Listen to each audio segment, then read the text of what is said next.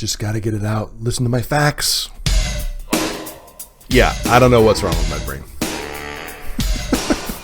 Don't even know what I'm speaking about anymore. It's off the wall bonkers. There's a giant, like, rib cage. I'm like, huh? I don't know. But it's just the concepts are like, what? Yeah, there's a lot to cover. It makes your brain go, huh? This shit's beyond me. Like, I don't get it. Huh? Gathered together from the cosmic reaches of the universe. You mean our guest tonight is Dedicated to truth, justice, and peace. It's the world's greatest superpower show.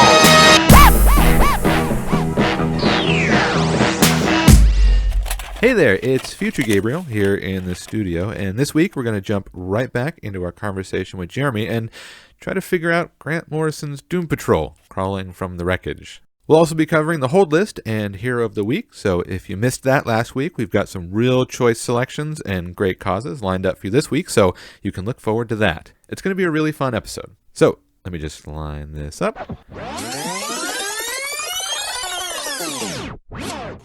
And away we go. And another quick cut, and we're on to we're in the subway, and we're confronted with a guy who is trying to convince himself that it's not stealing if he has found something. Hey, I found it. It's not stealing. And he's looking at this, and it's that sphere that I told you about from earlier that I totally missed. And when I first read through this guy on the train, I was like, who the fuck is this guy on the train? And why do I care about him and his sphere thing? Why are we following Yeah, this why are, character? yeah. And it's literally it's 2 pages, right? And it's like, why do I care about this guy? He's holding that sphere thing that he had found, I guess, in the hospital. Yeah, right. And he says, he's still trying to convince himself that he didn't steal it. And he's also, he knows this line. He's so familiar with this train line that he knows what's coming next. Chambers, Franklin, Canal, Houston, Christopher. And he's kind of listing off as he's going what the next stop is. And he's looking into this thing, and he says the way it moves without moving, the way it folds and unfolds and enfolds. So this thing is obviously otherworldly. It doesn't make any sense. He's holding it. It's solid, but it's moving and it's turning and churning, right? And he's kind of hypnotized by it. Neat. Yeah. And before he knows it, also, like, if I found that is not something I would keep in my pocket. No, yeah. And he literally takes it out of his coat pocket and he's looking at it. It's like, why? What are you doing? Yeah, like, if you weren't sterile before, congratulations. No more kids. No way. You keeping this in your pocket all day was a good idea. It's like, don't put the hot laptop on your crotch, man. It's like probably the first person who discovered mercury. Like, oh, this is neat. I wonder what it tastes like. And then that was it. What a sad story that must be. So he's riding along, and the next page shows that he questions the next stop. The next stop says, and I'm gonna spell it out for you because I don't know if I'm saying it correctly. I'm gonna guess. Okay. It's Orqwith. Orqwith? Well, that's what it just sounds like to me. Orqwith. Is that a real place? It is not. Okay. And that's I didn't think that's so. why he questions it. Who named it Orqwith? The sign of his stop says Orqwith, and it's not supposed to be Orqwith. I wonder if Orqwith is an anagram. Oh, it might be. Yeah, because I was thinking, well, it's not anything backwards, but I wonder if it's an anagram. Well, that would be weird. There's no U in it. I wonder where the Q. Anyways, it's probably like an anagram for his like grandmother's name or something. Probably some weird Scott. He's Scottish, right, or Irish? You know what? It's probably a spell. And congratulations, you just reanimated some corpses somewhere in Scotland. Hey, like the fact that we said it together is like that was enough. I look forward to that news story. So the stop is not supposed to be named Orqwith, and he's like, what's going on? What is Orqwith? Oh, it's also not supposed to be made entirely out of bones. Ooh, no. Everything. That's a red flag. Everything. Literally, the train is not, right? The train that he is in is... So the train is still normal. He's still normal. The station is... Bone. And now, is it structured out of bone, or are we inside No, the structures are bone. Yep. It's not a creature. Yeah. That'll kind of get explained in a little bit. Okay. But it's all bone. Everything is bone. I don't know if we like took a train up something. No. And like now we're like deep in it. What tunnel did we go into? No. It's just it's like he was going along and then it just transferred dimensions. Yeah. And the dimension is bone. Yeah. And so the doors open up, right? And he's like, okay, what is these shadows are shifting on the bone platform? And he's like, yeah, that's when you stay on the train. Yeah. Wait for the next stop. That's exactly what he's saying. He's like, pray the doors don't open. Pray that the doors don't open. And the doors open. And what we're met with is the great long red-legged scissormen. Ugh. So these guys they're all black with a little bit of red on, like as their outline. So they're kind of like walking or three-dimensional shadows, but their hands are like not Edward Scissorhand type scissors. They're like literal, just big, giant shears. Okay. They're not stylized hardly at all to make it look cool. They're just big scissors. Huh. Okay. It's kind of like Chairface Chippendale from The Tick, where you think, oh, maybe it's just a funny. No, literally has a chair for a head. And it's not even like, it's not a throne. It's literally it's like someone's It's a chair. It's a wood chair. Chairface Chippendale. Which we're going to cover The Tick because The Tick is fucking awesome. And I am going to carve Cha into the moon. Fight fire with Arthur. Anyways, so it's just scissors, right? As hands. Uh-huh. And his face says it all. This artist is amazing at showing doom and dread. It's really great. Mm-hmm. So he's fucked. We know that he's screwed. He's met with the scissorman. We don't know exactly how he's screwed, but it cuts away yet again to Cliff. Cliff is now sitting at a desk, and it's in the very first page of this new section that it goes to shit. He hears something, and he hears somebody saying, "Blood of the Lamb, blood of the Lamb, blood of the Lamb," just over and over and over again, screaming it, wailing it. So somebody in the other room is playing Warhammer. Something, yes. They're playing Chaos Warhammer. Yeah, and cool. He turns the corner, and it's actually the hallway, and it's Crazy Jane, and she's just repeating "blood of the Lamb, blood of the Lamb, blood of the Lamb" over and over again. And he puts his arm around her, and he's like, Jane, what's wrong? And it's a weird kind of reaction because she's covered in blood. Ooh. She's standing in a pool of blood, and it's her own blood. And it's one of those things where I would think that the way he reacted to Ralph falling down on the ground, he would have been a little bit more concerned about her well-being. But he's just like, hey, what's the deal? And she freaks out and is like, I warned you, didn't I say it? I said it, they're coming. And he's like, who the hell's coming? And immediately, Scissorman. Ugh. So these are creepy villains. I don't like these. I haven't even seen them, but I do not like them. Yeah, they're really cool. The scissors are kind of dopey. But it's an all black body with a red like outline. They have these upside down red crosses on their shins. They have no eyes, no mouths, no discerning features like that, right? And then just these scissor hands. There's a lot of Catholic iconography. Yes, so far. Yes. But it does seem weird that you would pull back on the scissors. It seems like that's where you would, you'd give him a black outfit and that's neat, but you'd really want to lean into the scissors thing. It's interesting that he showed restraint. Yeah, they're just there. Like it makes it more realistic. It's not, Wolverine. Like these are people who have scissors on their hands. They're scissors, and they're not even like they don't have fingers. They're scissors on their hands. Scissors for hands. And they look like those big long cloth shears. Okay, so they're not on a scissorman's hand. You don't have 5 scissors as fingers. You have 1 scissor as a hand. 1 big scissor for each hand. Oh my God, that's so much worse. That's so much scarier. Yeah, they're not, like I said, they're not stylized. They're not they're just big shears for hands. It looks dopey, but also, like you said, it's kind of creepy. They don't fit the aesthetic, by the way. Like the scissormen don't fit the aesthetic of that bone place. And so it's kind of weird. Like I figured that if a place was gonna, be made of all bone, that the creatures that come from it would have some kind of visual tie-in. But no, it's nothing. They're nothing like the place they live. It's a really strange choice. I wonder if they just happened to find that place. Like, sweet. Well, I'll tell you how. It's explained. Oh, okay, cool. And it makes no fucking sense, but it's explained. It's explained. It's weird, but it's explained. But it is explained. Cool. And I don't think I'm going to explain it well. I'm going to try. They also speak super strangely. So Okay. I'll read you a little bit of what I'm not going to do it anymore after this, but I'll tell you how they speak just so you have it in your head. There's 4 of them. The one on the right says, thirdly, be grimmer as fond brevities. The middle says, eider with alders. And then the third one on the end says, and erethism safer. This sounds like the recovery passphrase to like a secured account somewhere. Like you just pick those 19 random words or something like that, and that's what it would be. Like you're trying to recover your Bitcoin wallet. It's like, all right, what's your passphrase? Thirdly, be grimmer as fond brevities, eider with alders, and erethism safer.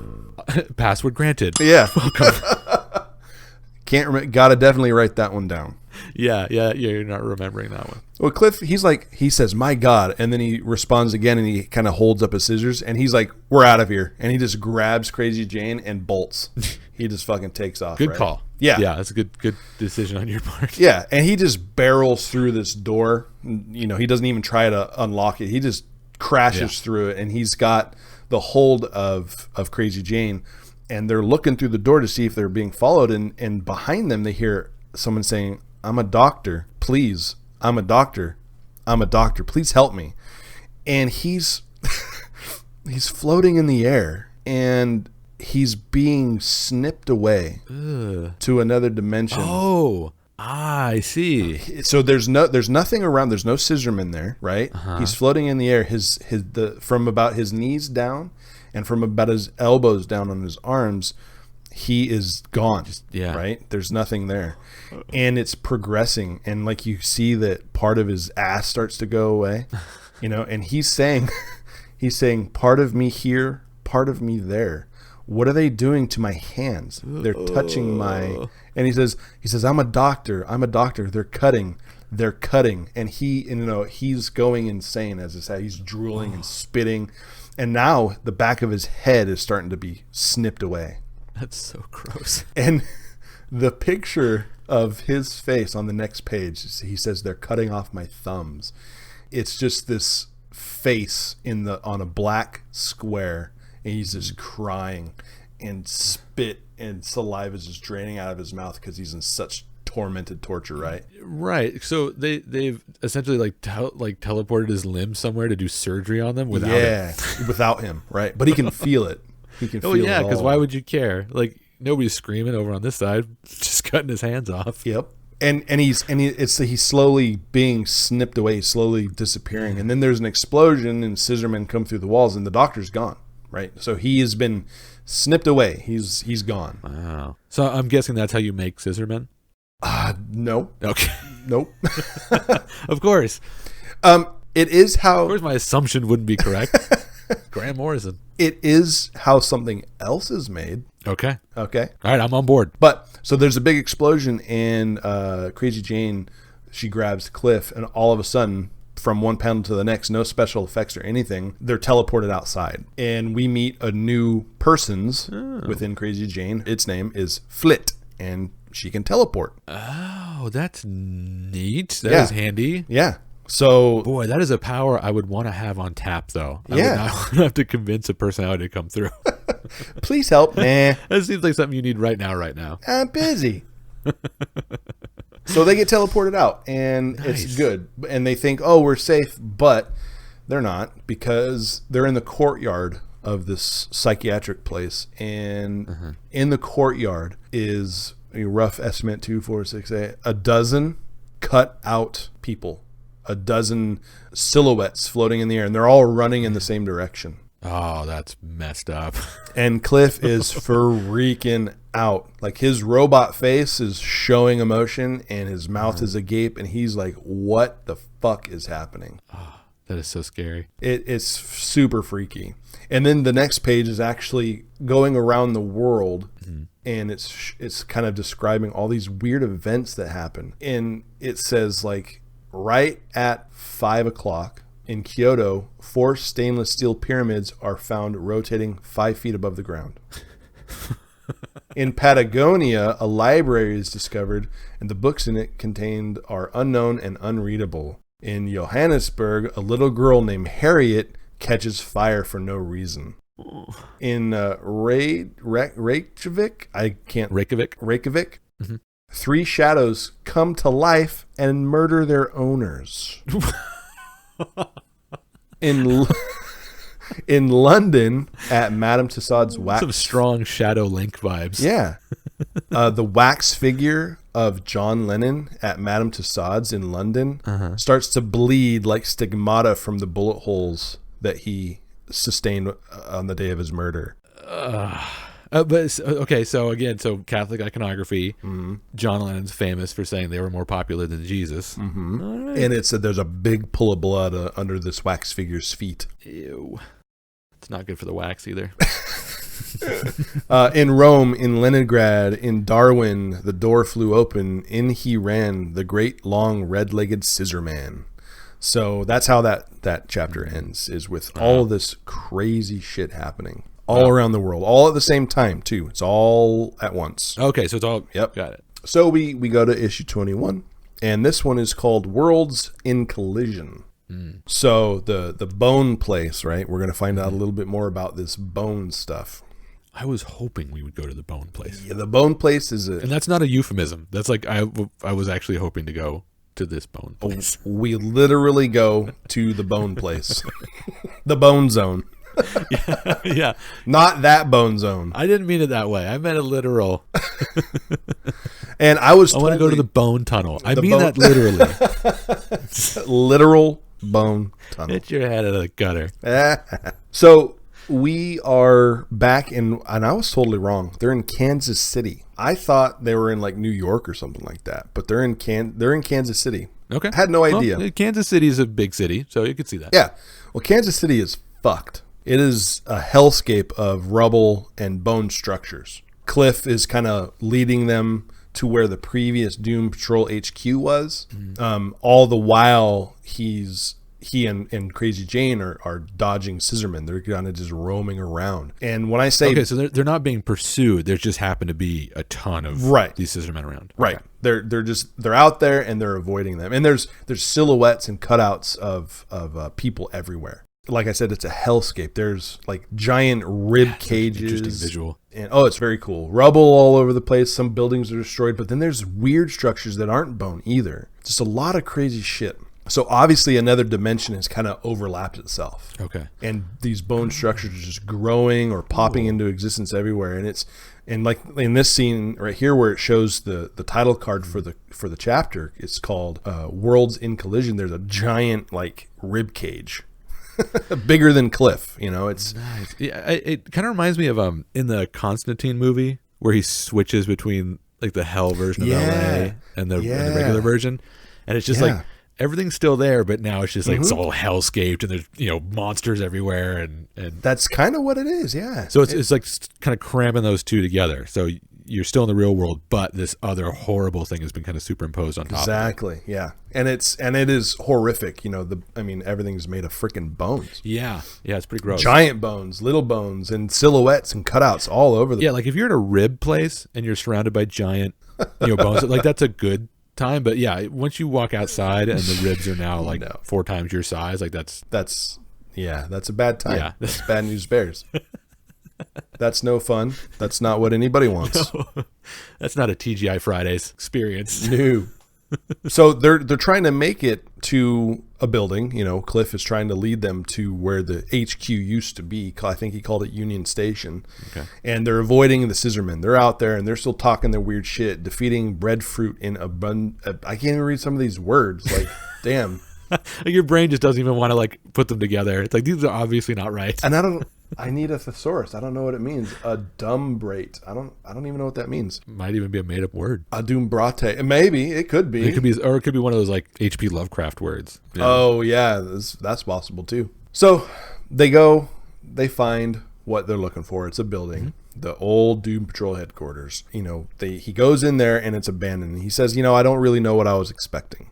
So it was the only plan that he had, right? Yeah, it's not a bad plan. I can see. It's what he knows. Now, does it look like a superhero base or is it like a warehouse? Nope. It's just It took us an hour and a half to find Union Station. Welcome to Doom Patrol headquarters. It just looks like a building. Got it. Okay. Yeah. So not like an Avengers tower, not anything. No, Got it. no. It's funny that you say that. I'll tell you something in a few minutes. Okay. But, it's not Avengers Tower, obviously, but yeah, like, and it's not a secret place either, because there was like a literal moving company in the beginning of issue 19 moving boxes out. So it's not a secret place at all. It's just a building, and this is where they used to work out of. It's abandoned. There's nothing there, but Crazy Jane finds a note, and the note just says Rhode Island on it. And right as he reads that note, there's another explosion. And Cliff, he doesn't know what to do other than... Cliff doesn't show any kind of superpowers. I don't know if the show shows him with any kind of superpowers. He's just super strength, I guess. He's really strong. Yeah, essentially, yeah. He's in a really strong mechanical body, but there's no like there you go, magical superpowers attached to it. So he's a brute. He's the thug. He's your tank. He's the tank, right? So he dives into the like a pillar, collapsing the floor on the scissorman. And they smash, and then they hotfoot it down into the basement, and he finally has a real plan now. There should be an airplane under there, which there is. So luckily, Chief had not moved the airplane out of the basement, right? It's a really big U-Haul rental. Exactly. Like, just leave it. It's fine. It's all covered up, getting ready to be moved, I'm assuming, at some point. And, but this is when more scissormen appear in the basement, and he's kind of getting the plane ready. There's covering on it and stuff. Yeah. And then shit gets fucking bananas, right? So the very next scene is as he's trying to just get shit ready to go, he's like, Jane, what do you... And then he's like, he goes, oh my God. Because he's looking at her, and she's physically transforming from Jane, a normal-looking lady with black hair, into this crazy gray-skinned, red-eyed beast, like a shriek or a banshee of some kind. And she's got these lips that are all sucked up onto her teeth, and they're all yellow and sharp. And then her nails grow into these long claws, but she also has like Wolverine style claws out of the top of her hand. And just for good measure. And he goes, oh my God. And then this new creature that is a person's within Jane says, there is no God, I killed him. That is, and like, if you look like that, you can say stuff like that. Like, you can say the most exactly black metal shit when you actually look like a demon. She does. She looks like a demon, red-eyed. Any other time, people are gonna laugh at you for saying that kind of stuff. But you pull that look off. You can do I believe you. I believe you. Another thing to note, though, also is that Cliff. There's thought bubbles along with what he's saying. Okay. And it's so you automatically get the impression here that he's telling this part of the story. Oh, okay. So he's our narrator. He's narrating this event, and she proceeds to lunge at the scissorman and just shreds it. Just totally shreds it. Yeah, you bring a knife to a knife fight. Exactly. She brought 2 knives to a knife fight. She brought like 10, 11, 12, 13, 14, 15, 16 knives to a knife fight. and it was like just as quick as can be, she just lunged at this guy and shredded him apart, right? And Cliff is like, what the fuck? He's holding his hand up as bits of this thing is flying at him. There's no blood, right? There's no blood inside of this thing. And then she says nothing. Scarlet ribbons, empty clothes. So they're just shells of some kind of force or they're spirits or something that are encased inside of this costume. So there's no person in there. They're empty. They're shells. They're not real, if you want to say, right? Yeah. And as soon as that scissorman is destroyed, she reverts back and she's screaming. Jane is screaming. And Cliff rushes to her after she changes back, and she doesn't say shit other than, has she gone? Is she gone? Is she gone? And we find out that this thing is named Black Annis. And Cliff's like, calm down, you did good. And she's like, no, is she fucking gone? So she wasn't even concerned about getting out. She wasn't concerned about what had just happened to the scissorman. She was like, is this fucking bitch gone? Yeah, and he's like, that's really interesting. So she's aware of these shifts. Yeah. Some core personality is aware of these. Yep. These other personalities taking a shift. Yep. You know, like punching in the clock. That's right. Yep. And then when you see this one in line, you're like, oh no. She may not always be the driver, but she's always present. She's always an observer. She's not asleep, right? Then more scissormen show up, and he's like, okay, it's really time to get the fuck out of here. Yeah. They board this plane. He's trying to remember how to fly it. They fire up the engines. Yeah, I was going to ask, does anybody know how to fly the plane? Because that does. was a real problem Yeah. in The Boys. Is Homelander takes over a plane because it's crashing. It's crashing on purpose as like a PR stunt. Mm-hmm. And then everybody at once realizes that Homelander can fly, but he can't fly a plane. He can't fly a plane, right? And then everyone dies. Well, I was just curious, like, does anybody? Okay, you have a plane. Excellent. Does anybody know how to fly a plane? Because that seems really complicated. It's pretty important. Luckily, Cliff remembers how to fly. He fires it up. The jet engines in the bat just vaporize the two scissormen that were back there. And good effect. They start to rocket down the hallway. And this place is enormous. Mm-hmm. It's ridiculously large, right? Mm-hmm. And as they're speeding out, the doors are closed. But like he said, and this is something that he's telling in his story, it was their lucky day, and they make it out. Without too much drama, they make it out. And it turns out they're at Rhode Island. They're on Rhode Island. There's been an exceptional amount of drama leading up to that escape. Yes. Yes. Okay. I guess the escape itself was also dramatic. Yeah. But that's kind of how he says it. He's just like, yeah, it was our lucky day, and we got out. It was fine. Yeah. I roasted some monsters and my friend turned into Satan, but it was no big deal. It was no big deal. It's fine. Yeah.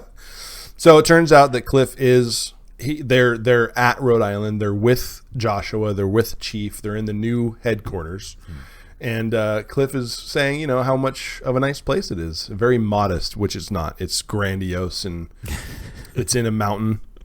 And this is where Chief says it belonged to the original Justice League of America. Ah, nice. The government wanted to use it to store nuclear waste, but he persuaded them to give it to him.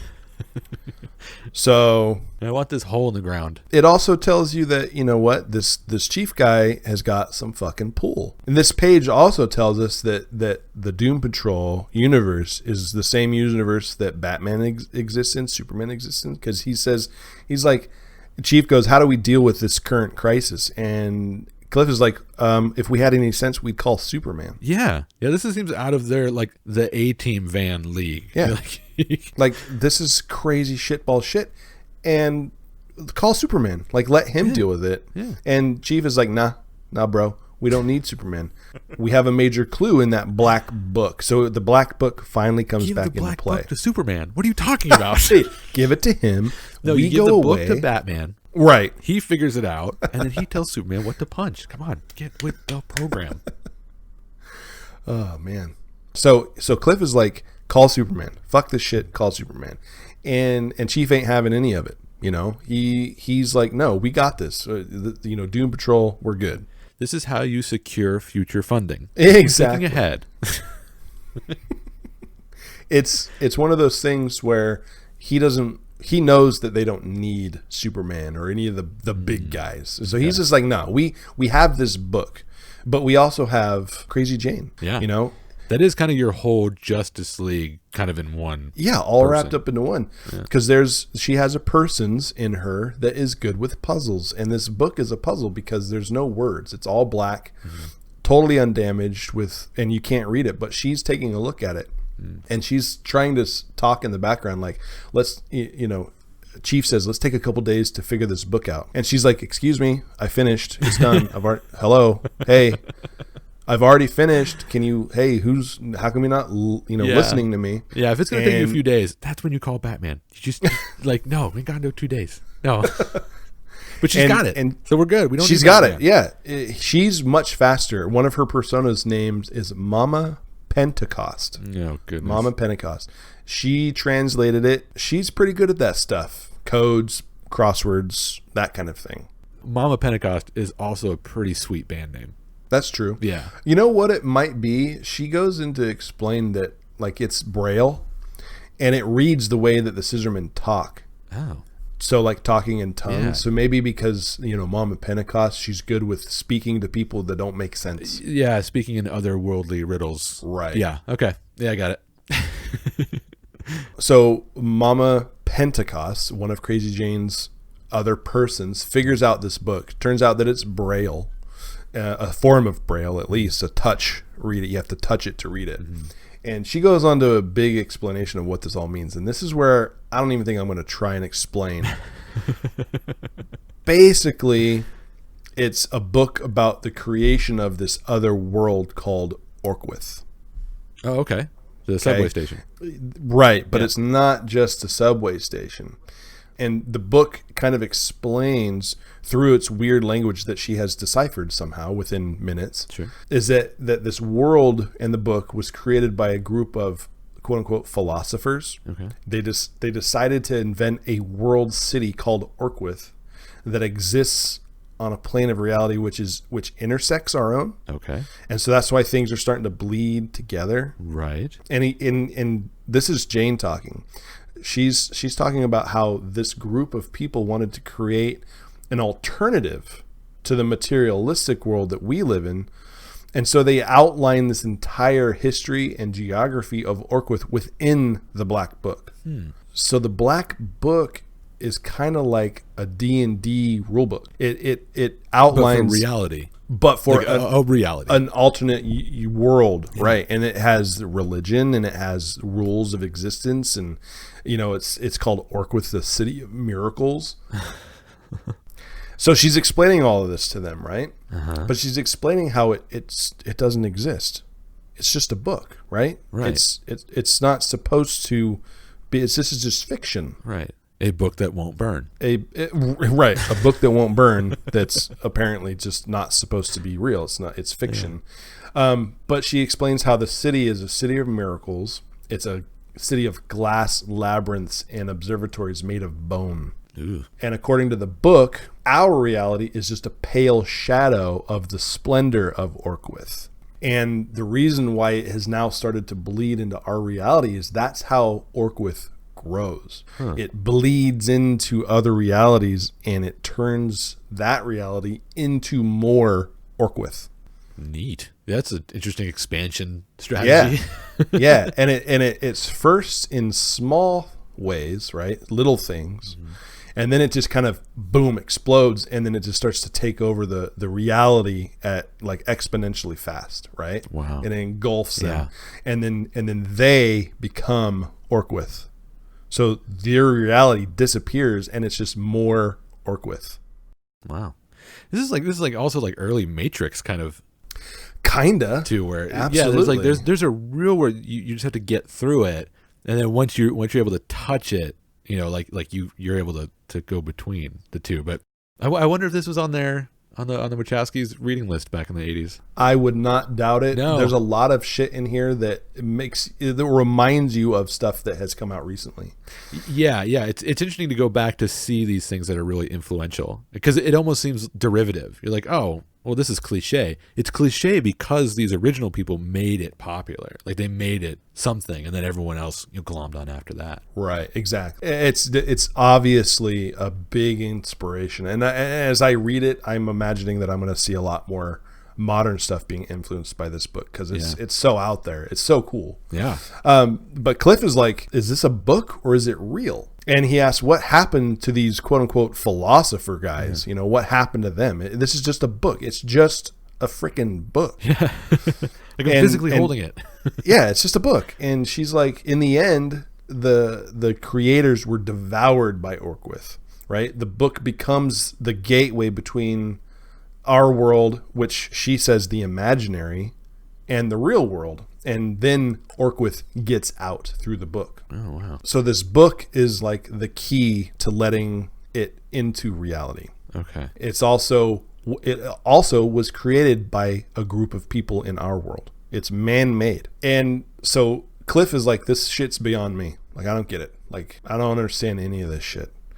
And Josh was there with him, like, how is this possible? None of this shit is making any kind of sense. And does the book act as almost like an infection agent? Like the book, because the book is in our reality, it kind of like spreads from that. If the book weren't in our reality, then it wouldn't basically have any effect. Yeah, the crazy, like the unrealness of Orqwith bleeds little by little through the book and turns people nuts. Got it. And it's that little by little that starts to let it come out more. Yeah. So you should probably wear gloves when you hold this book. Yeah.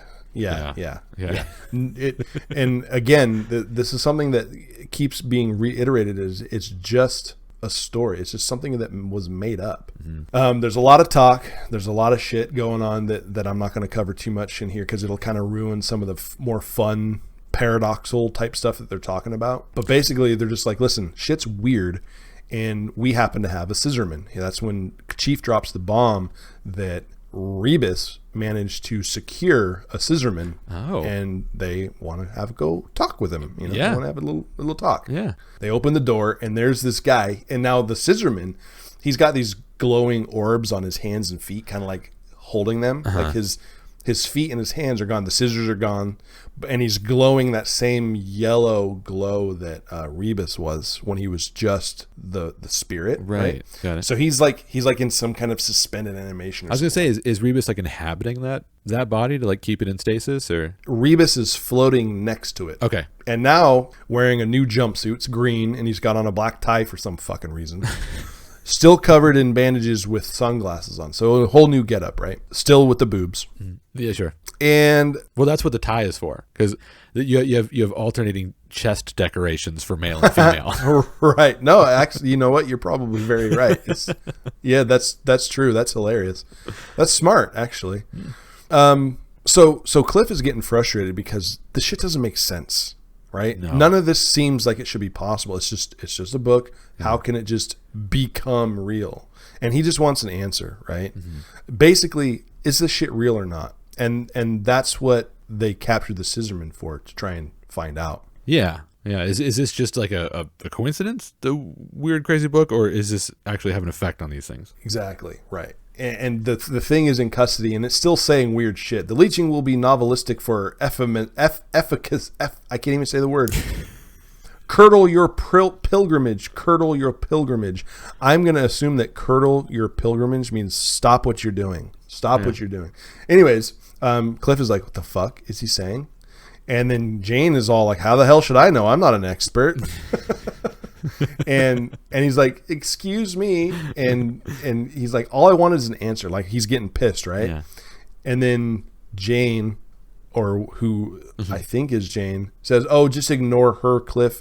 Hammerhead's always like that. So in the middle of all of the shit, someone just answered for Jane with like anger. And then somebody else in her head just kind of took over and was like, ignore that response. That was somebody else. So how fucking, confusing would it get to have to deal with somebody like with Jane? So yeah, the whole deal here is that they have this guy and they're like, what the hell do we do? And everybody's really frustrated at this point. Nobody knows what to do. Cut forward a little bit, and it's Cliff and Joshua sitting at a table, and they've been left to watch over the scissorman while the other people are, I don't know, trying to figure out what to do.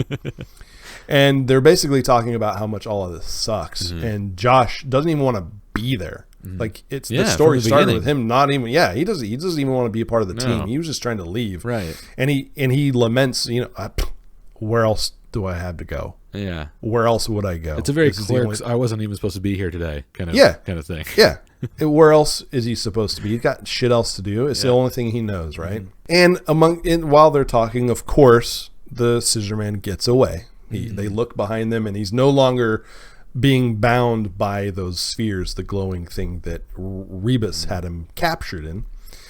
And at this point, Cliff is a little bit more comfortable with fighting these things because he's seen how easily they just kind of shred. And it's not just one scissorman that pop up, it's 4. And Cliff finally reveals that Josh has some powers. He says, hey, you still got your powers? And he's like, oh yeah. And he like powers up his hands, and he just blasts like an energy blast at one of the scissormen, totally vaporizing. Finally. All right. So Josh, he's a no shit superpowered guy. He's got some kind of crazy energy blast, and it looks pretty hardcore. Nice. It's all orange coming from his hands, and he, the shot is very cool of him powering up. He's like, oh yeah, I got my power. And so he lets them have it. Cliff is he's just a brute. So the scissorman tries to stab him. He just socks the guy, and one punch, and the suit kind of goes limp. The scissorman's body just kind of turns into an empty onesie. Huh. You know what I mean? Yeah. So the fight keeps going, and one of them tries to get the jump on Cliff, and Josh blasts him out of the way.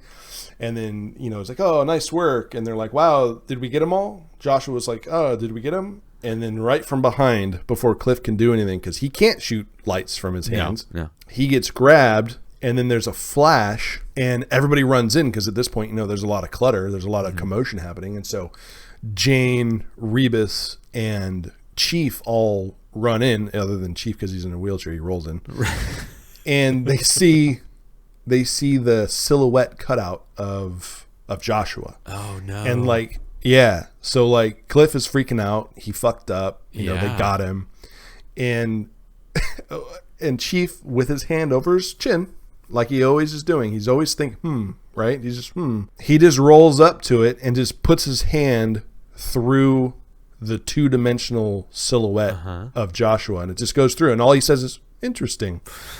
Cliff freaks the fuck out. He's like, what the fuck? Interesting? What about Josh, you asshole, right? Yeah. And while this is happening, we see, this is all like happening in the background. He's like, interesting. What the hell's the matter with you? And Rebus is like, they're out there. I can feel them. A strange mass of absence is out there. Man, that is some Grant Morrison shit right there. Yeah. He says, a mass of absence. He says, I can feel them.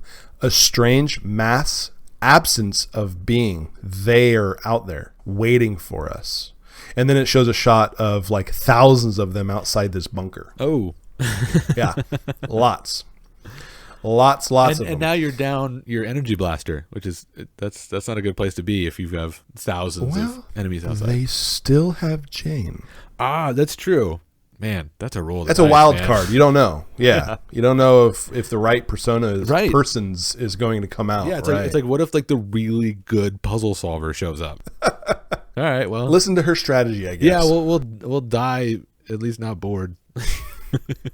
So now Cliff hasn't really been all that whiny up to this point. After he left and all this shit started to go down, he's been more action rather than being sorry for himself. Yeah, he's got a distraction. It's not about him anymore. Yeah. And he's basically I'm screw this shit. I'm going to get Josh. And this is the only time where Chief is kind of like, whoa, hold on. We don't know the nature of Orqwith. We don't know how to even get there. Yeah. We don't know if when you're snipped like that, what happens. Yeah. He's like, I don't care. We're going to learn by experience. Who's coming with me?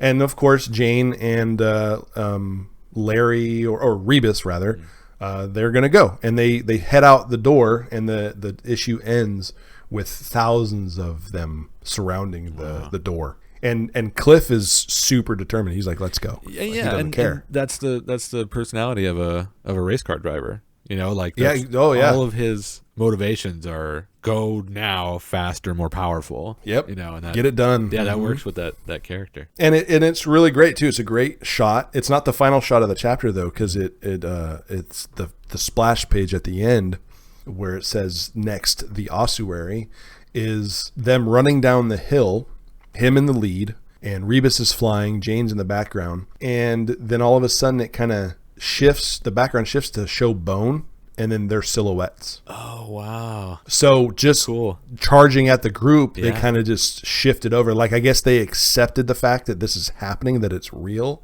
Right. And so they went to where they needed to go. And they have the knowledge from the book and stuff. Like they're not, like they kind of know what they're getting into, but they know, like with Jane, she knows how it works. Right. Yeah. And but also just the simple fact that there's 1,000 of those scissormen out there, maybe they're just alluding to the fact that they'd let themselves get snipped. Oh, I see. So so that could be a thing too. I think that the last page is a little vague. Right. But yeah, Cliff said we're gonna find out by experimenting. That makes sense if you just let yourself get captured. Yeah, just get captured, and that's what I'm assuming happened, because I feel like that last scene was more of a I don't even know the word I'm looking for. I just think that they let themselves get taken. Right, but I like that. I think that's a neat absolutely way to do it. Yeah. Hey, you might as well. You need to get to wherever he went, so let them take you. Yeah. Chances are they'll take you to the same place. Right. Yeah, absolutely. So issue 22 starts, and the cover is awesome. It is a stained glass window, and it's super bright and colorful, and it has 4 scenes on it with 2 priest-like dudes, one in white, one in black. They both have scissor hands and clocks for faces, and they're both set to the same time. And the stained glass windows on the cover, it shows Chief pointing a gun at a guy in a suit. It shows Cliff, old-style boxer, fists up in front of a scissorman. Nice. Then it shows Jane, who wears a black dress everywhere. Uh-huh. Her head is on fire, and it's shooting fireballs. And then there is Rebus, who is not Rebus, is just the spirit, like the spirit by itself. No bandages, no clothes, just the black silhouette. So that's the cover. See, does this have a chapter name? Yes, it's called The Ossuary. And if anybody does not know what an ossuary is... I do not. So please let me know. It's basically a big-ass cathedral. Oh, okay, cool. It's the church. So that was the cover, and it's an awesome cover. I really like it. It'd be one of those books that I would love to own and just have on the wall because it's so pretty. Yeah, it sounds neat. You know, it's probably worth a ton of money, so I'll have to look that up. Yeah, we'll look into it. Yeah. So this is the final issue in the arc, and this arc, or this issue, opens up in the Bone City of Orqwith. And it shows the ossuary, this church, and there's like a crossroads. There's a road leading in from all 4 sides. And this is where it kind of describes how the city of Bone, or the city of miracles, works. The city, when it was created, it kind of spread like a ripple in a pond from the center, right? Okay. And the center is called the quadrivium. And itself is an image of the god of the crossroads, which is apparently the god that the scissormen worship. And I forgot to mention earlier that the scissormen are kind of like this reality's Inquisition. Oh, wow. Okay. So they're religious. They're this world's religious task force. That doesn't surprise me. Right. They're snipping out people to save them. Like coupons. Yeah, coupons. Yeah, collecting, hoarding. And in the middle of it, right, there's this ossuary, the ossuary of Orqwith, and in it are those 2 people on the cover, the 2 men, the head scissormen, like clergymen. Okay. And it says here that one of them is a liar and one of them is an honest man, and that they sit there waiting to answer the question that will unmake the world. So they're just sitting there waiting. And that may be what the clocks represent, just waiting. You know, time is just ticking on. Mm-hmm. And there's scissormen everywhere, like, and everything is made of bone, and things are shit is just wonky weird, right? Right. Reb, Jane, and Cliff just kind of pop into the city, and Cliff says, all of a sudden, I can't think of anything funny to say. Like, the shit is just too bonkers. There's nothing to be said. It's just weird. Nothing is making sense. They shouldn't even be able to be there because it shouldn't even exist. Yeah, no, there's so many layers of oddity here that I guess at a point you're just like, okay. Just doing this. This is a thing. Yeah. So they're walking around for a bit, undetermined amount of time, and by happen chance, because plot armor, they run into Josh. And the weird thing about these people is that they're all the citizens of the real world that have been snipped, right? And now they're just aimlessly walking around this bone city of Orqwith, but they're not fully tangible. It's kind of like if you were to take a cup and cut it in half and looked at it from the front, you'd see the front half of a cup. It would look normal. But if you turned it, you would see that it's been cut in half and it's, concaves inside. You know what I mean? That's what the people look like. Oh, interesting. That's a really good analogy. That's interesting. Yeah. That's the best way I can describe it.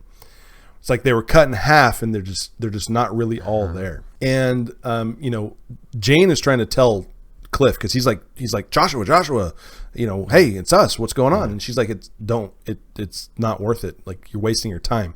He can't understand you. He doesn't even realize what's going on, and he's wandering, looking for his house. Can't find his house. Can't find it anywhere. Looking for my house. Where's my house? So he's actually talking. He has dialogue. It's not like he's talking. So, but they're all just aimlessly walking around, obviously, like trying to find some semblance. Like zombies. They or like kind of go to the places they recognize. Yeah.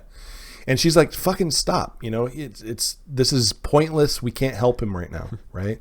And he's making a loud commotion. So obviously he gains the attention of some scissormen. Yeah. And she's like, Jesus fucking Christ, can you please leave him alone? And Rebus, like the scissorman gets the jump on him, and Rebus just blasts this guy out of the scissorman into the smithereens, right? And she's pissed. Jane is pissed at Cliff. Like, I said, leave him alone. And then she grabs him and she teleports him again. And she teleports all three to just a whole different place. I mean it. Yeah, I meant to leave him alone. Leave him the damn alone, right? So he's down on himself again. He's like, what the hell? You know, I'm really sorry. This really sucks. And Jane apologizes that she had to get him out of there. And Rebus is looking a little tired. So I guess using his power or their power is a drain. Okay. And it also showed that the spirit thing can leave the body and go about and do its own thing. And what it does is it leaves enough power or energy in the body to keep it alive or keep it moving. So it keeps it in like sleep mode. Yeah. Kind of. But they can still walk around and stuff because Cliff says, Larry, what's the matter? And this is the first time that Rebus talks about, like, references the spirit with a name and calls it negative spirit, has abandoned us momentarily, drained us to power its flight, and please, Cliff, we're not Larry. So he's still pissed that Cliff won't call him by the name that he's chosen. Yeah, so he's still connected. So it's still there, but the negative spirit is what he's called, left, and it can go about its own business, right? But Rebus, the body, can still walk, and it's just tires harder to do. This last section of the book is like, it's off the wall bonkers. Everything up to now has been crazy, but a lot of shit really goes down. Yeah, it really ratchets up at the end. It really does. There's a lot that happens. Chief goes and he finds one of the last remaining creators of this book, and his name is Reinman. And I don't know how this jump was made, but somehow Chief had his other people find this guy. He just busts through the door in his motorized, gun-equipped wheelchair through this guy's side, and he's like, and so he basically starts to interrogate this guy, shoots him in the leg, and he's like, listen up, we need to talk. And it's cutting back all over the place, from him to Orqwith, and it's just everywhere. Rebus, the negative spirit, is flying around trying to, like, do reconnaissance, it seems like. And the scissormen shoot like a energy beam at him, and he gets zapped. But then Rebus runs out, the body of Rebus runs out and kind of absorbs the negative spirit back into himself. But he brings with it the knowledge of what it gleaned from what it was seeing, or, you know what I mean? Like, it's all really hard to kind of follow because there's so many things happening that you just kind of have to assume that their powers or their abilities are giving them clues as to what's going on. There's not a lot of explanation, especially with Chief and this other guy. Like, how the hell did he find this guy? There was no talk of this guy other than that there were these philosophers, quote unquote, that made this story up. And DC has a bit of a history with that. Like, you have Oracle and you have Calculator Man. Like their business is information. You know, like they don't do any adventuring themselves, but right. Somehow they have like a hotline and you just call them and they somehow know everything. Right, exactly. That's and I was kind of I reread it a few times just trying to find where I may have missed it, but no, Chief just kind of finds this guy. He's Chief, right? He's Chief. He finds this guy, and this is one of the last, or is the last creator of this story. And this guy tells him that it was more than a game than anything. You know, they got together and they made up the language, they made up the religion, but, quote, somehow Orqwith crossed over, and it just happened. So they made this thing up, and it just they gave it power somehow, and it started to actually. Your analogy about like the accidental like D&D coming to life is really apt. Like that's exactly the first thing I thought when he said it was more like a game than anything. It reminded me of a bunch of nerds, right, making up their own shit just for funsies. Deep role playing, and I could definitely see you making up a city called Orqwith, and it just popped into reality and started to bleed into ours, just like they wrote that the city of Bone would do. So it started to follow the rules of what they created, basically. Yeah, so if you're listening out there and you liked Stranger Things, it started with this. Yeah. Oh, Stranger Things is another probably very heavily influenced idea. Sure. You know what I mean? Yeah. Yeah, you've got the alternate dimension, you've got the one person who can bridge the gap. Like we said, these things influence a lot of different creators. Absolutely. So. Yeah, and I had no idea. So finding all this out is actually a lot of fun. You know, it's crazy reading these stories and then seeing and hearing all of these, you know. And to know that these were original ideas back then. Yes. Like when he was writing this was an original idea. You know, I mean, there's the Bottle City of Candor and stuff like that, where there's like, you know, these kind of alternate universe, you know, and yeah, this is original stuff. And then you see 40 years later, you know, some other filmmakers kind of tell a very similar story on Netflix. Well, we'll just go ahead and take that. Yeah, this is neat. Let's do this. Yeah. So Chief is told all this stuff that basically it was just a game and that this shouldn't exist. It doesn't make any sense. It's literally unreality made real. And the chief is like, hey, listen, how do we stop this crap? And he's like, I don't know. I don't even know how it came real. And he's like, no, like, really, you better tell me. And he's like, okay. Like, I don't know, roll a D6? I don't know. Hope for the best. He goes on to explain that they built a basic, like, logistical contradiction into the fiction of Orqwith. And that is a question. And the question being, why is there something instead of nothing? Okay. And that the only way to make this stop is for the, quote, city needs to be confronted with its own unreality. Okay. So so you have an antimatter, you know, like a matter antimatter kind of thing, but we don't really know what happens if they touch. We might all just disappear, or it makes a fart noise and it's funny, like nobody knows. And it's like the whole robot can't compute past the paradoxical question. Oh, you know what I mean? That whole idea. Yeah. And so Jane, she already knew this though. So she's got the knowledge of all of that in her head as her, Cliff, and Rebus are running around trying to find this cathedral. Chief is kind of lagging behind because he's in the real world just using, you know, questioning and torture because he shot the guy in the leg to get this information. She's already on the know. She's like, we got to go here. We got to do this. Here's what's going on. And I'm kind of glazing over it because there's a lot of text. There's a lot of story that kind of tells you more about what that means and the ideas behind it. And she's explaining it the whole way, basically. Okay. So at least Morrison understands it. Like the writer understands it at least. Right. Somebody understands it. It might just be him, but at least somebody understands it. It's probably just him, and he's probably laughing. And whoever else he was dropping acid with at the time. Exactly. But Rebus also got some information when he was out and about in his negative spirit form. He was able to tear thoughts raw from the head of the scissorman. And he asks Jane to translate. So Mama Pentecost comes through, right? And he starts to say these things. And it doesn't make any sense. It's that same speak from earlier. Also, the tackier giants in the tarot, another orange is already tainted with its theater sobriety freckles. Like, none of the shit makes sense, right? Oh, God, why is the sun turning to blood and cracking in half? Oh, God, a dragon's coming out of it. What did you do? Exactly. Oh, man. So he asks her to translate that because she had already figured out the way the code basically. Right, yeah. So she's like, okay, got it.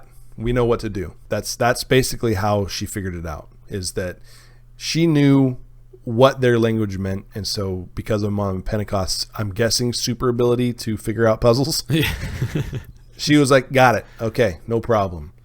So she knows that they have to go and they have to talk to these two clergymen. And she knows that one of them is a liar and one of them tells the truth. And you have to ask the right question. Right. If you ask the question and it's correct, Orqwith disappears. If you ask the wrong question, Orqwith doesn't disappear and takes over the quote-unquote real world, right? Wow. And so they hatch a plan to distract all the guards, basically.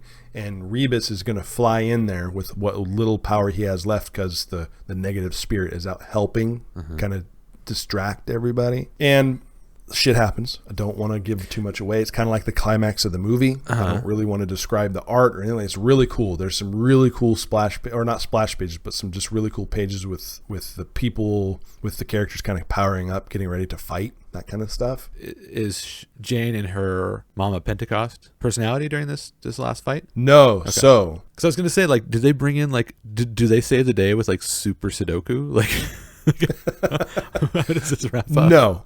Luckily, well, kind of, in a way. Okay. Right? He asks the question, but they have to, Jane and Cliff have to basically give him time to get in there to talk to them, because it's totally guarded up by a bunch of scissormen. Got it.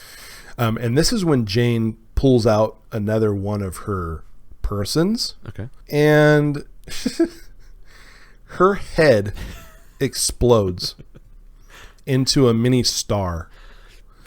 And she's standing there with her hands straight out, or like down by her sides, fists balled up, and her head is a glowing sun, and the same like spherical on fire shape just starts to blast like a turret all over the place. So if one of your personalities blows up your head, do the other personalities grow it back, or do you just not have a head anymore? Well, according to this, it just kind of goes back to normal. Okay. Good. Yeah. 'Cause that'd be a hell of a way to go out, too. It's like, all right, well, I've been saving this one. It's kind of a one shot.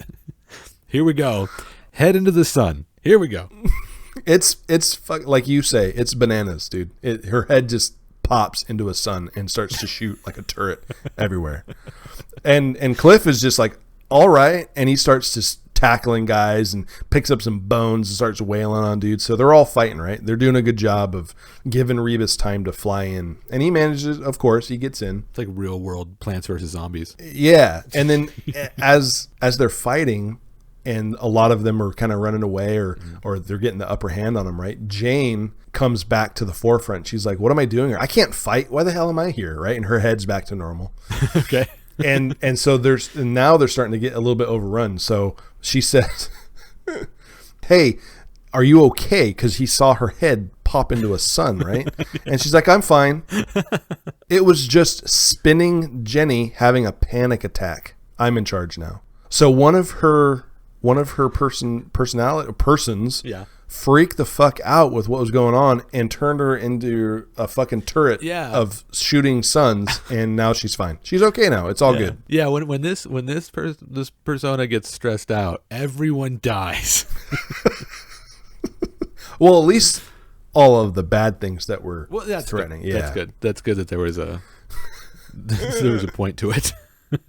So she's fine.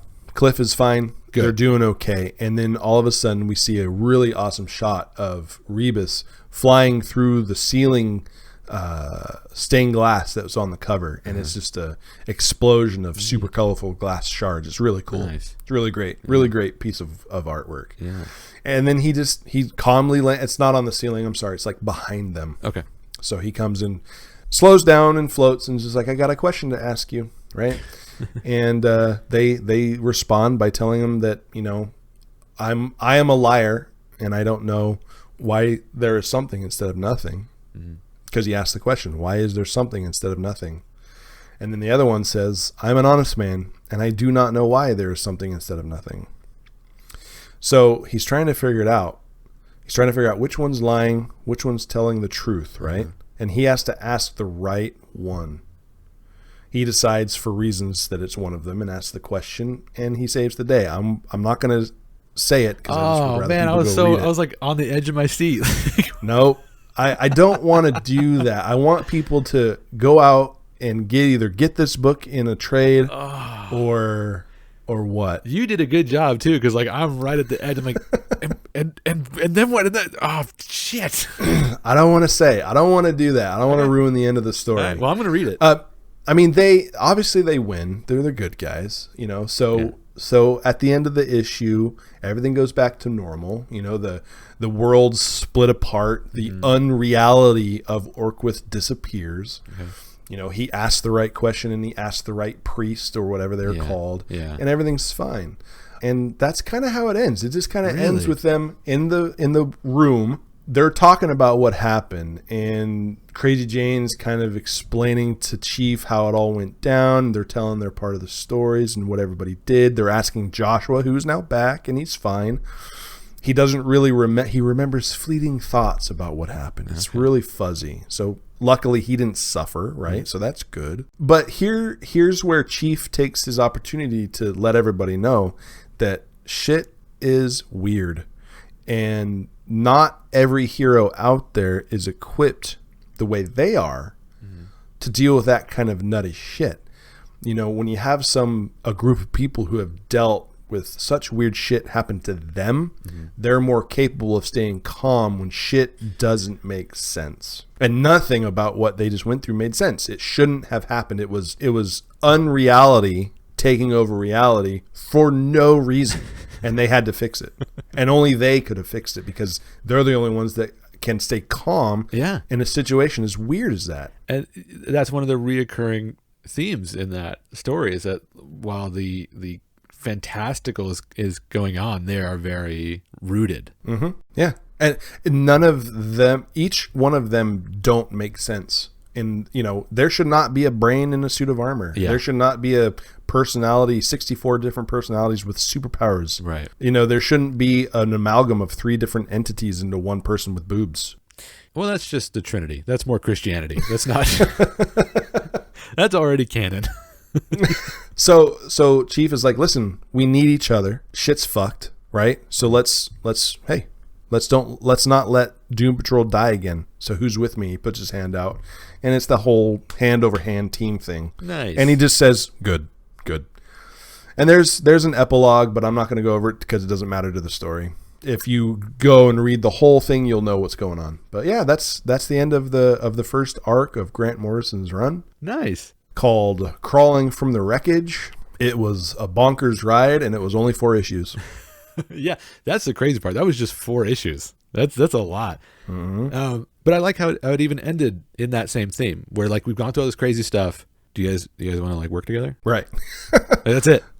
and that's what Chief was saying. He's like, yeah, you're all gonna realize right in the beginning. You all are. You're all part of this. You just don't know it yet. So I don't know if he knew about this world or if he just knew that some weird shit was gonna bring them all back together again. Yeah. It just happened to be sooner rather than later, and now they're a team again. So that's how Grant Morrison revitalized Doom Patrol. He took it from a basic superhero team that was not really noteworthy, apparently, according to the sales, to shit crazy bonkers. Right. Quite a shift. I wonder if the original creator had an inkling of what was in store. Like, I wonder if Morrison was like, all right, well, here's what I'm going to do to your characters.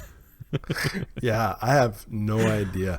I mean, it all worked out. It did. The sales went up, and it's been going on for a long time. Doom Patrol would have been lost to history, you know, if it weren't for a really, truly spectacular weirdo taking it over and doing something interesting with it.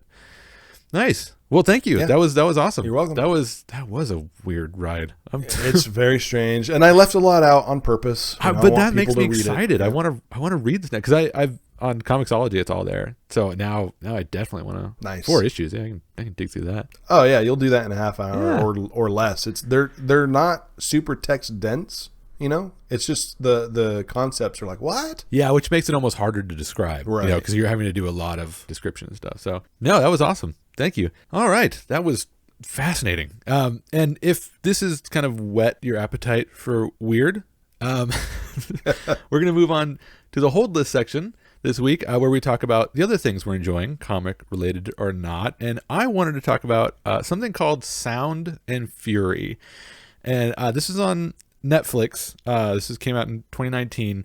My obsession with animated dark synth rock operas kind of continues thanks to the YouTube algorithm. There's a lot of good stuff out there. And it's finding me, and I'm happy about it. Right. Because that's how I found this. So this is called Sound and Fury, and it's from the visionary musical genius and heretofore unknown anime stan, Sturgill Simpson. And I was trying to find a way to describe it, and then I saw one of the top YouTube comments, and I think it kind of describes it best. I'm just going to read this. So this is one of the top YouTube reviews. Quote, "Have you ever wondered what would happen if a respected alt-country star went into surgery and, in its aftermath, refused pain-killing narcotics and instead just smoked a shit ton of really good weed. Now imagine then, in his fugue state, he decides to take a departure from country music and produce a crazy good synth rock album. Now imagine he decides to have that entire album animated, writes a vague anime screenplay, goes to Japan, and has some of the top anime artists there compete to see who can be the weirdest in producing his vision. He then puts it all together in a 45-minute montage that can only be described as the three-way love child of heavy metal, Cowboy Bebop, and The Wall. Nice. And yeah, like you said, this sounds hyperbolic, but it is shockingly close to the truth. Wow. The only thing I can't verify is the surgery and the pain-killing narcotics. That's the only part. Right. But in an interview on Joe Rogan, Simpson talks about being introduced to anime by a friend in Japan and then getting the interest to have a video made in the style of some of the masters. But lo and behold, Simpson meets one of the masters. He's on tour. He has the opportunity to meet this animator who he's a big fan of. And that master animator knew all the other ones, apparently. It's like a club that they all knew. Yeah, they all knew each other, and they all hopped on board together to produce this singular project.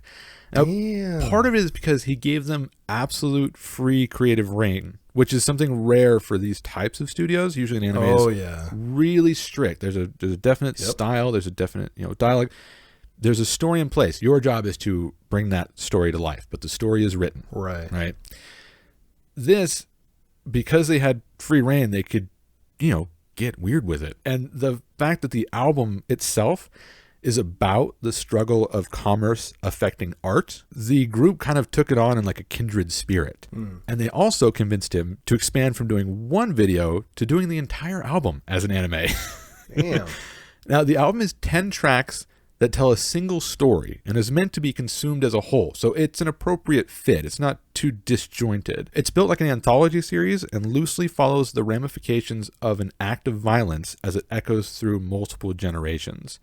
It's a fairly basic story, but it's told in a really, really creative way. And the music is excellent, although Jeremy described it as meh. Not my style. Not my style. If you're a fan of Sturgill Simpson, please don't be offended. Jeremy hasn't liked anything that came out after Maroon 5. I don't even like Maroon 5. We saw Maroon 5 together.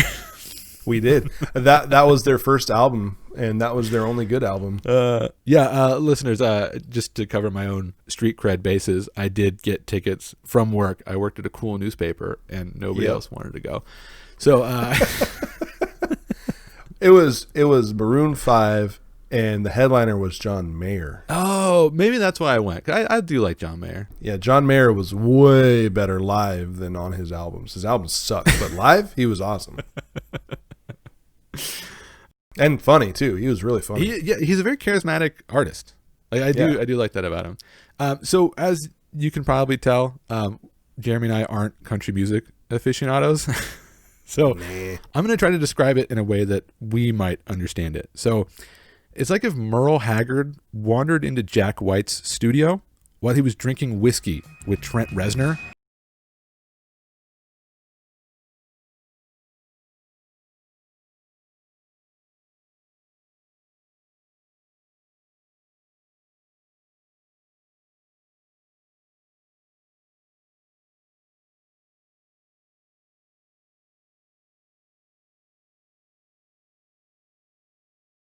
Thematically, it covers a lot of bases. So Mercury in Retrograde sounds like a fuzzy Jimmy Buffett song. I got a haircut in Norway when all the weight started pulling me down. Too Soon sounds like ZZ Top joined the Black Keys. Words can stab as deep as night and cut like a razor blade. It's a very cool sound. And A Good Look sounds like a disco was hosed down with rage virus, and the ensuing massacre was recorded live and pressed to vinyl.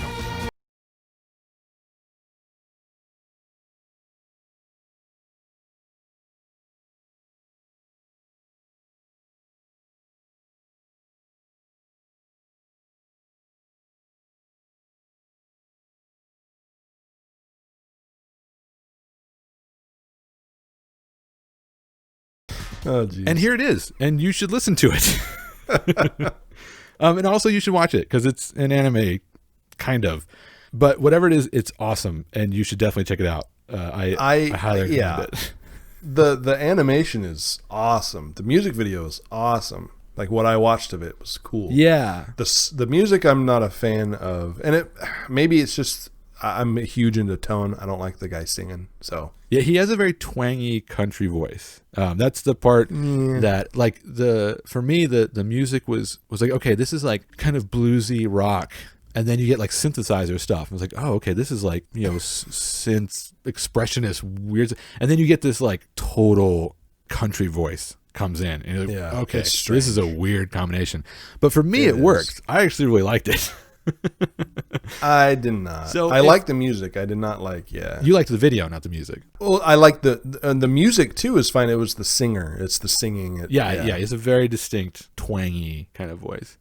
Yeah, not my thing. But if you want to check it out, you can go on YouTube, search for Sound and Fury, and I think there's 2 official videos, so 2 out of the 10. But if you watch it on Netflix, it's brisk. I mean, it's short, and each song has a different animation style. Nice. And it tells a story of Shaolin Temple, and then the very last story is the end of the world in the deep future. Nice. Told through first person, which is super weird. That's cool. Yeah. You're in first person, like watching like the world explode. Right. Yeah, it's a trip. But yeah, that's my pick of the week because I think that you should check it out. I think it's pretty rad. So I'll have to suck it up, sit down, watch the videos, even though I don't like the music, just to check out all of the videos. Yeah, I was thinking like I wonder if it would work on mute. Like you just put on your own music. Nah, I would go ahead and just listen to the music. I won't be a stick in the mud. I'll check it out. You want to put on Tool as the music and just watch the video, see if it goes with it. That works. So please, everybody, check it out. It's super weird. This is a theme today. Is weird stuff that you were not expecting to work together. If you even slightly like rock, synth, and country, this has kind of got your bases covered. So check it out. All right. That leads us to our next section. Finally, our IRL Hero of the Week, where we take a moment to spotlight heroes in our own universe. And this week, we're going to talk about the Ed Asner Family Center's 2020 Inktoberfest auction. It's a little bit of a mouthful. So the Ed Asner Family Center is located in Los Angeles, and they have a goal to, quote, establish an oasis of creativity in every special needs community, end quote. Now, the center has provided support for thousands of individuals with special needs, everything from therapy and counseling services to vocational instruction to art and cooking classes. And now the Ed Asner Family Center presents their 3rd annual comic art auction called Inktoberfest. And the event features original artwork from some of the industry's best. And some of the pieces were specifically commissioned for this event, and others are sought-off variant covers or unused pieces making their first ever appearances, which to me is super cool. That's very cool. Yeah, anytime I get to see like pencil work, like on a page I recognize, it's just so exciting. And makes me mad that I'm poor and I can't buy anything. Well, so Matt Asner, son of the center's namesake and the president and CEO, said, quote, I think it's an incredibly important thing, and this year's auction is the most important one we've done for sure. We thought this year would be incredibly tough with the pandemic, but the amount of people who did chip in and who did send us stuff has overwhelmed us, end quote. And from Ed Asner himself, comic books influenced us in our childhood and into adulthood. It happened with me, and it happened with Matt. And now, comics are a wonderful contribution to this very special cause, end quote. So over 50 comic creators have donated fresh-to-market work for this auction, including Neil Adams, Mike Mignola, my personal favorite, Jim Lee, Jill Thompson, Tim Sale, and many, many, many, many more. Mignola offers one of the event's highlights, the unpublished cover to 2018's monumental Hellboy in Hell, featuring the big man Satan himself. God damn. A, I would love that. And B, I wouldn't just frame it and put it up. I would design a house around it. Around it. Hell yeah. So from an early Oh, man. Bud Fisher, Mutt, and Jeff strip to a Jill Thompson Beast of Burden original, there's something here for everyone. When Matt began preparing for this year's event in the midst of just everything about 2020, he feared he would get nothing at all. Quote, when we started out our journey this year, I said to my dad, I'm not going to hold out much hope here because of the situation. I just think people are in a different world right now and not concentrating on this kind of stuff. Right. And I was really wrong. They came out and they were extremely generous, end quote. That's awesome. So check out edasnerfamilycenter.org for more information, see some amazing art, and find out what you can do to help enrich the lives of some of the most incredible people in your community. So Jeremy and I looked at this auction. Mm-hmm. How many times did you have to close that tab? I closed that tab within the span of 10 minutes 3 times and then opened it back up and looked at more stuff and got angry at myself. Yeah, there's something Yes. about seeing, I mean, this stuff that, like, so part of me, like, I see this artwork and I see the $90,000 price tag on it and I think, oh my God, like, I could never. But then part of me is like, I am glad that this stuff is worth as much as I think it is. Like, Yes, nobody's throwing this stuff out. Nobody's like, just like whatever. Like, this stuff has real tangible value. And that at least that makes me happy. Like, man, if somebody's shoveling out 6 figures for this page, like, they're probably going to take really good care of it. Right. Yeah, and it's a good point to make. It's really cool that it's not just us that care about it. It's this real deal collectibles worth, real money. People care about this stuff, and it's really neat. Yeah, I mean, we don't bat an eye for people auctioning traditional art Or cars or whatever. Right. Yeah, or just a painting. Like a painting is no different than a comic page. It's just one picture. Right. Instead of 10 on a Yes. page. It's lazy. I saw so many, and I actually I committed the crime of looking at the whole site. Yes, if you go to Heritage Auctions overall site, Heritage Auctions handles Yeah. everybody's auctions, and then you can Yeah. really get into, like, I Yeah. imagine like Nicolas Cage has that bookmarked. Like, he just buys so much random crazy shit that he's just like that's what he reads on the toilet. Like, he's like, let's go to the auction site. Lucky bastard. Crazy. Let's buy some more dinosaur eggs. Yeah. So it's an awesome site, and it'll make you feel bad about yourself. Unless you're rich and you're listening to this, then hey, welcome to a site that you can spend some money on. And if you want to support some really great middle of the road podcasters, you could buy us stuff. Yeah. And we would totally cherish We'll it forever. totally set up a PO box. And you can just send us all sorts of valuable things to it. Yay. No, I went on there and I looked at so many different things and just made me drool. Talk about my search for single issue stuff. Oh my God. Yeah, now you're looking at single page stuff. Yeah, to have a Steve Dillon Oh my God. original on your wall. Oh my God. I don't think you'd get any more work done. You'd just stare just at stare it. at it. Like, we'd have to like hide it. Love it all day. It is mine. It would be like you're precious. Like, we'd have to like put a sheet over it or something just to get you to get out of the room. Oh man, I would love that. Anyway, So if you like that kind of stuff, and you should, because it's amazing and awesome, and you want to support a wonderful charity, check out the Ed Asner Family Center. And really, yeah. it's some really, really amazing stuff. not So check everything that is out. $90,000, by the way. No, I found some really great signed by Jackson Public Venture Brothers stuff for like $45. Yeah. Like, that's, I would have bought those 3 set of posters without his signature for $45. Yeah, for sure. But these are like, yeah. So there's some manageable stuff on there. There's some entry level stuff, and then yeah, if you're a big baller, you can get that original Magnolia cover, Right. Oh, and I'll man. hate you forever. And exactly, and I'd hate you forever. All right, well, that's going to do it for this week.